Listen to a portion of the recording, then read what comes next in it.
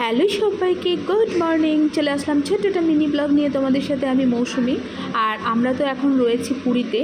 আর পুরীতে যেদিনকে আমরা ফার্স্ট ডে ছিল সেদিনকে তো পৌঁছেছি আমরা অনেকটা বেলা হয়ে গেছিলো। তারপর সেদিনকে কোথাও যাওয়া হয়নি। তারপর সেকেন্ড দিন আমরা গিয়েছিলাম কোণারক মন্দিরে।